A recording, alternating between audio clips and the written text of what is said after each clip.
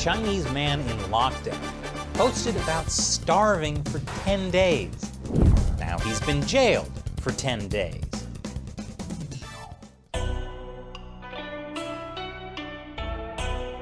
Welcome to China Uncensored. I'm Chris Chappell.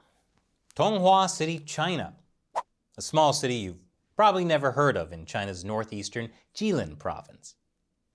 And by small city, I mean it has 2.3 million people. Tonghua is part of China's Rust Belt. Basically, it's China's Detroit, but even worse.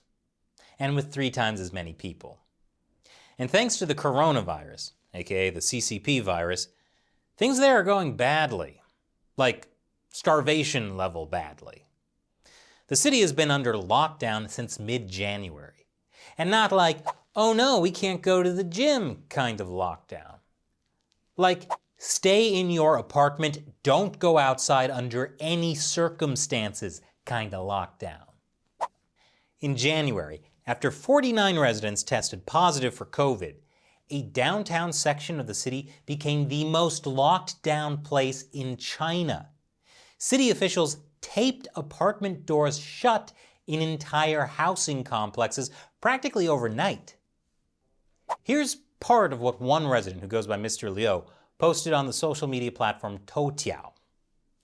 I've starved for nearly 10 days. Luckily, a kind person had shared some food with me, but that was 3 days ago. The whole city has been restricted from leaving without any prior notice. My building's been quarantined for 10 days with no food, nothing. I support the country. I support the government. But please, hurry and provide emergency relief. Truly, too many people are starving. I'm nearly starved to death. I'm not exaggerating. They only care to protect their officials, but don't even care to provide food for the sake of their public image. I hope this post can reach the attention of the country leadership. Thank you, everyone. I take full responsibility for my words.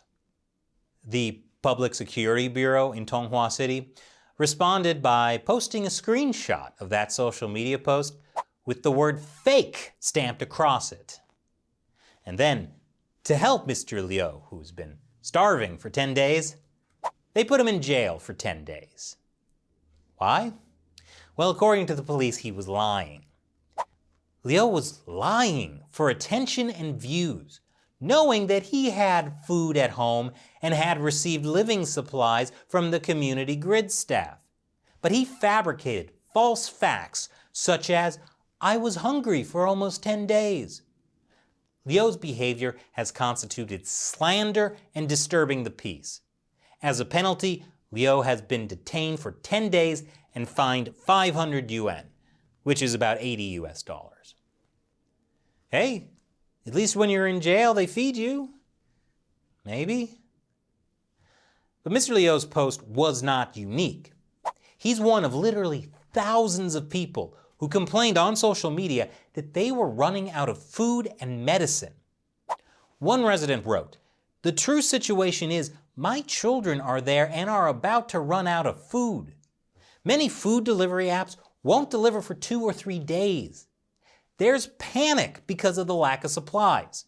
There's a severe shortage of medical workers. We can't hold on much longer. No one will pick up our calls. Which department could we call for help? I asked the national government for emergency assistance." And this person says, "Everyone, please pay attention to Tonghua City's lockdown. 1. There are over 200 confirmed cases. 2. Necessary goods are in extremely short supply. 3. Medical workers are overloaded and short-staffed. 4. The lockdown has caused many people to not have enough food. 5. There's been no response to people's problems. 6. The country and society are not paying attention." And then there's this hopeful post. I hope this comments section doesn't get blocked so that netizens can hear the voices from Tonghua City and check whether these policies are being implemented. Well, the comments section did get blocked. So you see, Mr. Liu's so-called fabricated false facts may not be so fabricated. Tonghua City is going through a sudden and severe lockdown. There's just very little media coverage. And we know how bad it is because the mayor of Tonghua actually made a public apology for the abrupt lockdown and failure to give citizens enough warning. And it's not often you see a Chinese government official apologizing. And even Chinese state-run media have started publishing articles to cover their butts. Like this one about how the government is planning to provide daily necessities to 110,000 families amid criticism of sluggish supplies delivery. But at least people there can finally get some real, vegetables? Give me a break. And anyway, state-run media's claims might not even be true. Shocker, I know. Here's a video of a resident on the 4th floor of an apartment sharing supplies with the resident 2 stories up, which you probably wouldn't need if the government were actually delivering all the food they promised. The local Public Security Bureau may not be doing a good job providing food, but they are at least good at punishing people for spreading information. To scare other people from complaining online, they released a video of Mr. Liu's apology, where he admitted to illegally spreading rumors. 通过这件事呢，也是认识到自己的错误，也不应该在这个抗疫期间发一些不属实的言论，完了去给咱们这些公证人员带来太多不必要的麻烦。我也是认识到自己错误所在，完了以后不管是在公共场合，在网上啊，就是不能随意的去乱说话，不能随意的去乱评论、乱发一些不属实的言论。完了，我自己的问题确实存在，以后也会去改正，一定会去注意自己的言辞。完了，在这里也是希望就是民警同志能对我就是原谅，也是能从轻处理，也是谢谢大家。 Well, that's a pretty vague apology. Maybe because he doesn't even know what he's apologizing for. His social media post was merely a last resort after being ignored by the authorities, despite his post saying, "I support the country, I support the government."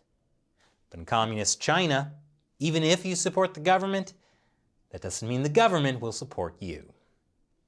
And now, it's time for me to answer a question from a viewer who supports China Uncensored on Patreon. Joshua Weiss asks, Chris, in your recent video about Xi Jinping's daughter, you said to stop giving the CCP money through investments and buying Chinese products. Do you think we should also avoid tourist travel as well?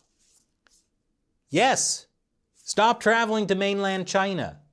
I don't know why anyone would travel there now, given that they can arbitrarily detain people. But even outside that, if you visit China, everything you buy, all the money you spend on train tickets and tourist attractions, a part of that is going to support the Chinese Communist Party. The Chinese Communist Party is committing genocide, and genocide ain't cheap. If you like Chinese culture, may I suggest you visit the vibrant, friendly, democratic country of Taiwan, which is also full of delicious night markets. You know, after we can all travel again. Oh man, that's amazing. Yeah. Thanks for your question, Joshua. Be like Joshua and go join us on patreon.com/China Uncensored. Once again, I'm Chris Chappell. Thanks for watching China Uncensored.